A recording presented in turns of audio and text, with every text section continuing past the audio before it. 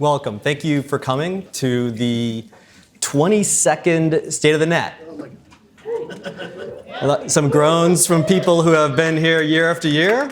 But also, I see a lot of old friends that have hair the same color as mine.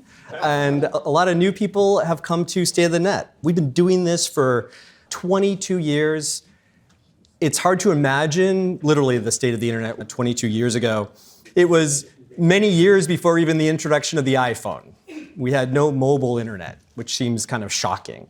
I'd say that I'm thrilled that some of the new people are here today. We did a poll of you people before the conference, and I really just wanted to get a sense of how people felt about the conference, about other things, what they felt about engagement on internet policy. So we just did a quick poll, and I was thrilled to find out that 35% of you, roughly, this is your first time at State of the Net, which is great. So we're really thrilled to welcome new people to State of the Net into the conversation. I went back and looked at the agenda from our first one. And some of the issues are the same, right? Some of them are different. If you were to tell me 22 years ago that the 22nd annual State of the Net in 2026 would feature conversations about artificial intelligence companions or massive energy use to enable artificial intelligence, I would have thought you were crazy. It just unimaginable.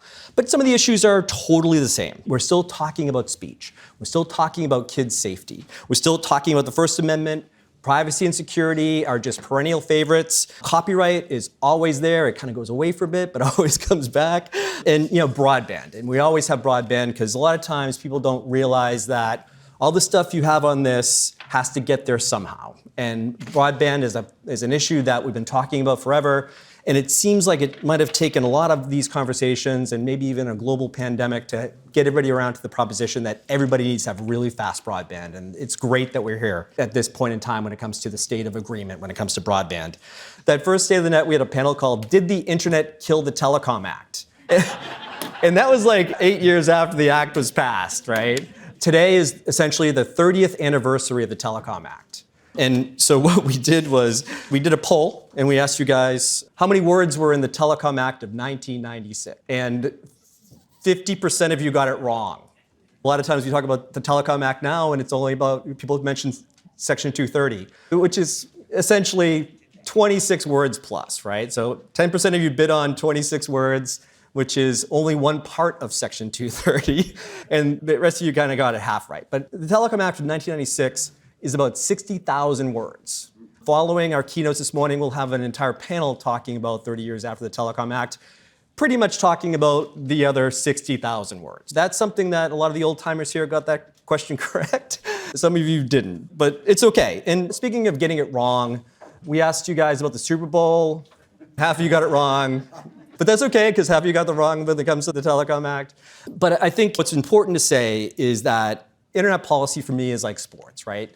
You can disagree on the outcome of something, but you have fun doing it. And we felt like that was like what it was in the early days of internet policy. Everybody was so enthusiastic about the technology and about the potential of it, which has proven to be true. It's very powerful stuff. And I wondered if people still felt the same way 22 years later, or 30 years later, as the case may be. So we asked you questions about, is it more polarized than it used to be when it comes to internet policy? And it turns out that 3/4 of you guys feel like it has become more polarized. And State of the Net was built on the promise and the premise that we would debate. The whole point of this conference, the whole point of my organization was created to get people to talk about issues when they totally disagree with each other. And that used to be done very civilly. And I hope that this is a place that we can continue to do that, have that conversation and disagree with each other. What I think I want you to go through today, every single panel, every single speaker, you may actually be really challenged by what that speaker, that panelist says, and you may hate what they're saying.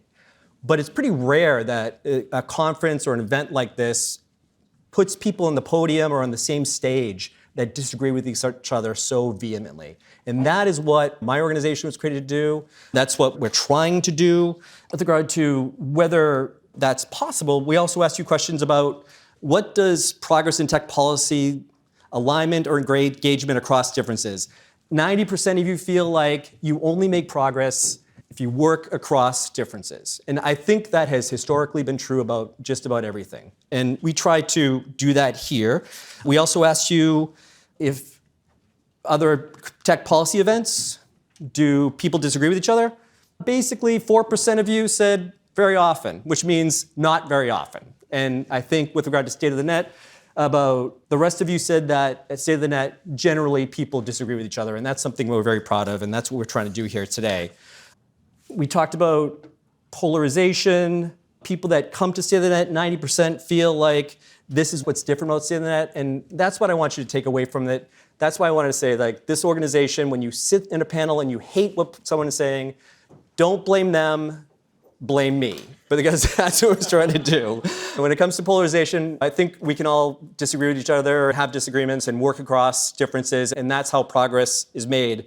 And in closing, before I introduce our first keynote speaker, I'd like to say that disagreement and putting people on the stage that disagree with each other, or putting people on the stage that disagree with the folks sponsoring the conference, is an insane idea. It doesn't happen very often because it's hard to ask sponsors to sponsor an organization where they have people that disagree with them.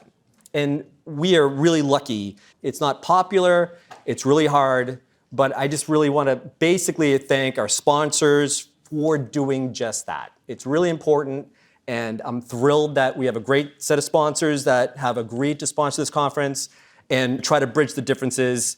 So I can't thank our sponsors enough. We have a lot of them. You'll see the posters around the place. We also have a set of board members who sit on my board and disagree with what I do all the time. And that's a terrible position to be as a nonprofit executive, to have your board largely hate you half of the time. But I really want to thank them as well. And that's a tee up to say, we hope you enjoy the conference. Don't get mad at the speakers, get mad at me. And we hope you have a good time. And also, most of the people working here are volunteers. So don't get mad at them, get mad at me. If you have any problems, come to me. The rest of the folks are a huge team of people. Most of them are volunteers. So that's really what I wanted to open with. And if I can, I just want to introduce our first keynote speaker of the day. Arpan Sura is the Senior Counsel and Chief AI Officer for the Federal Communications Commission. I'm pretty sure that title didn't exist a few years ago. So it's really exciting to have him. He advises the chairman on a wide range of issues, from spectrum to space to technology. Before that, he worked for the law firm of Hogan Lovells, Arnold and Porter, and he also had a stint at Sprint. So Arpan, let me introduce you and have you come up on the stage. Thank you.